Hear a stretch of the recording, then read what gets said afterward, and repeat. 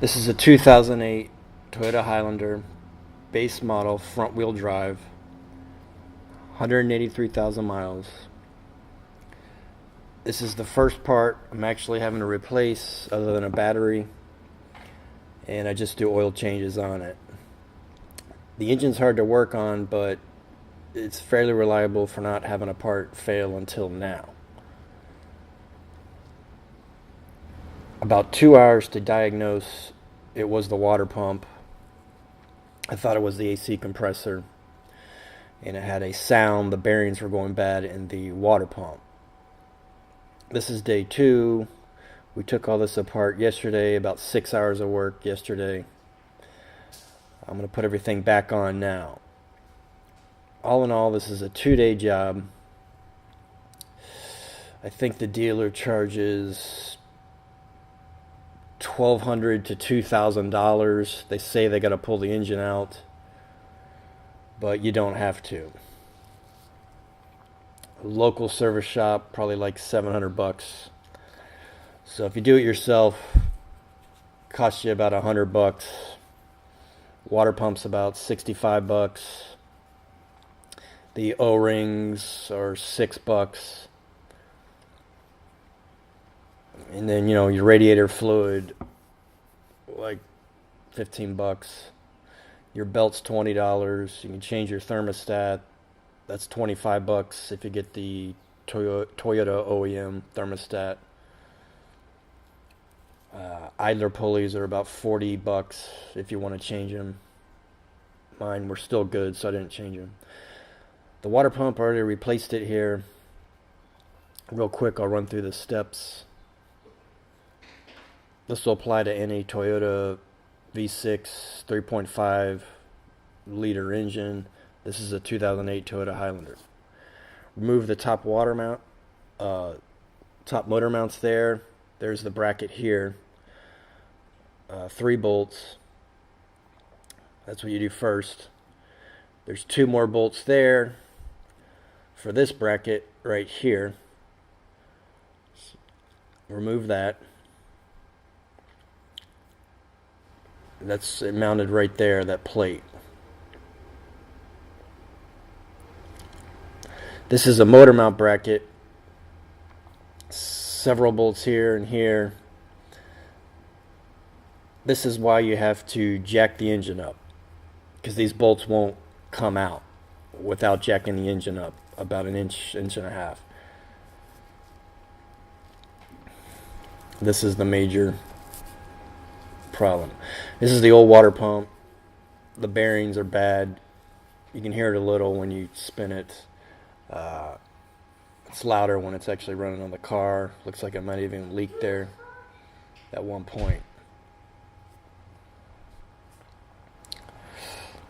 Now the motor mounts are underneath here. I'll show you. You got to loosen this nut here. You can take it off or just loosen it. We're actually only jacking the engine up about an inch. Then there's 2 more bolts back here, right there. You got to take those out, motor mount bolts.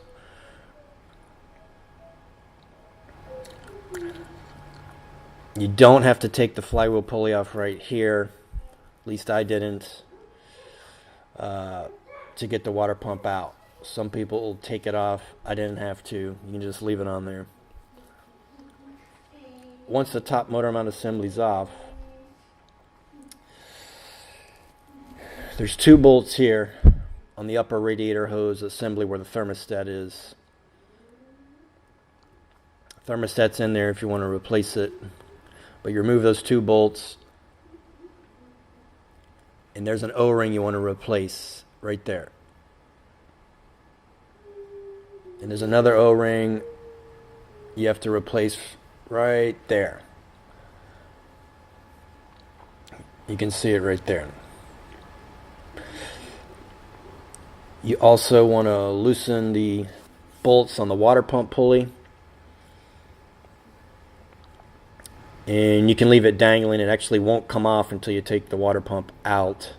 You can't get it out because the car body's there. There's 16 bolts for the water pump to remove. It's a very lengthy process to get them all out. A ratcheting box wrench would help.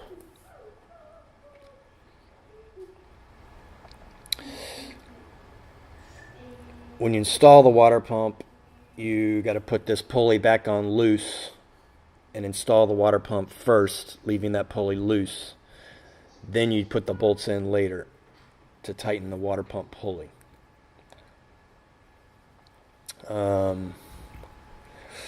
One thing, the O-ring, the old one, when you take it out, it expands, either from oil getting inside it or it's just being old. It does not come with the water pump kit that you buy.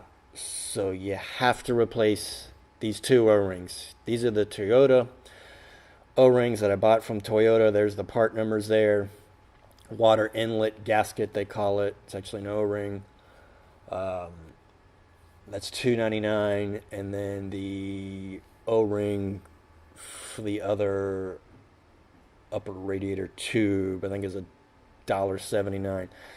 They do sell this at Advanced Auto, even though they said they don't. If you type in thermostat in Advanced website for 2008 Toyota Highlander, type in thermostat, this O-ring will pop up. They do have it. There is a part number. It appears to be in stock at most local places, or you can buy the one from Toyota. I had to wait a day to get these two O-rings. The one that comes with the water pump kit, is actually for a thermostat. I don't know if it fits or not. I didn't use it. They don't give you the two O-rings in the water pump kit. This is the idler pulley. They're about $40. They come out with just a screw. The tensioning pulley is left-hand thread, so you turn it the other way. It has an L on the bolt to tell you it's left-hand. So you just turn it opposite to get it out. Pretty easy. I'm going to put it back together here. The drain for the... disconnect your battery cables first, by the way. The drain for the radiator fluid is right here. Little drain cock. That'll drain most of the radiator fluid, but not all of it. There are supposed to be drain valves in the engine block. Don't forget to vent your radiator cap so you can drain your fluid. You're still going to have coolant. When you take the water pump out, it's going to spill. The arc drains throughout the engine, you can remove them. I didn't mess with it. Just know that radiator fluid is going to drain all out. Have a pan when you take the water pump off. I couldn't find them, but I'm going to keep installing it through the process here. You can also use regular radiator fluid. This is Toyota pink stuff, patented. Costs like $50 from Toyota, but you can use regular radiator fluid from the auto parts store in your engine. You know the water pump's going bad when it's either leaking or it makes that sound with the bad bearings. You got to jack the engine up on the oil pan. I know that sounds crazy, but it's the only place to really jack it up on the passenger side of the engine. Use a block of wood. You don't have to take the mounts off for the engine over there. Just loosen those engine mounts on the passenger side, and you only jack it up about an inch so you can get the bolts out. But there's not really anywhere to jack it on this side.